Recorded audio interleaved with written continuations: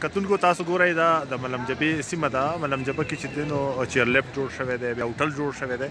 تاسو دومره د سیلانیانو ګڼه وینئ، تاسو دا رش وینئ، د چیرلیفټ ته دا قطار وینئ.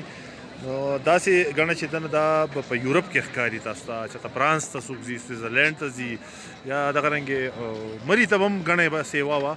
تاسو ګورئ چې دا لکه جمعې ورځ دا چوټي ده او دومره ټورسټ راغلي دي، بلا خلک راغلي دي چې هغه زیاتره مطلب د دې ځای نه دي، پنجاب نه راغلي دي، د خیبر پښتونخوا بېلابېلو برخو نه راغلي دي. دا دې وطن ته څومره پیدا ورکوي. تاسو ګورئ نور هم دا دي را روان دي، دوی به د چیرلیفټ کې بره خیږي، مستیانې کوي، ګډاګانې کوي، خوشحالیانې منځي. او د یو ښه ملک د ترقۍ دپاره داسې ټوریزم، داسې پلیسونه، داسې ځایونه دا پکار دي چې هغې ته ترقي ورکړی شي. صرف ټوریزم یو داسې شعبه ده چې په دې کې ډېره پیدا ده او ډېره ګټه ترلاسه کولی شي.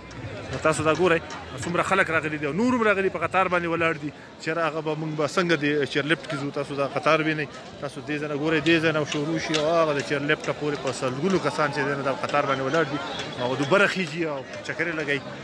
تاسو دا کتای شئ وګورئ، تاسو کتای شئ کتونکو دا چې دی نو د دغه ته دننه ننوتونکي خلک دي چې یاره دا په انتظار دي چې یاره موږ به دننه د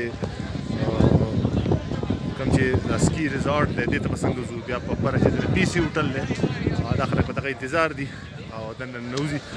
رشه ګڼه تاسو کتای شئ چې د ملک ته څومره پیدا ده، د وطن ته څومره پیدا ده، زموږ وطن څومره ښایسته دی. نو بدمرغه د دې لپاره پالیسي پکار ده، داسې پالیسیانې پکار دي چې هغه د وطن ته پیدا ورکړي. دلته پکې چې دی نو دا پکې چې دی نو فوډ سټال لګېدلی دی ډېر مزهدار، هغې کې چې دی نو خلک دا سیزونه خرڅوي او مېلمانۍ اخلي.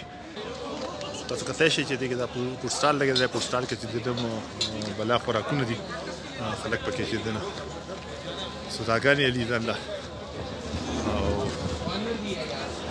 دا د ملم جبې خوندونه دي.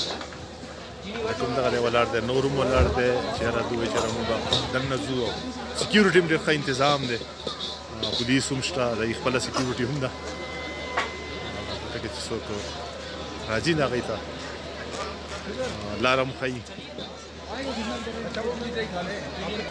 او دا نور خلک دا د فیملیز را روان دي. تاسو ګورئ څونه خوند کوي او سواد چې امن وي او دلته کې چې دی نو خلک خپلې هلې ځلې کوي. نو د هغې سره د وطن ته د خدای پاک نوره ښکلاګانې وکړي. الله په امان.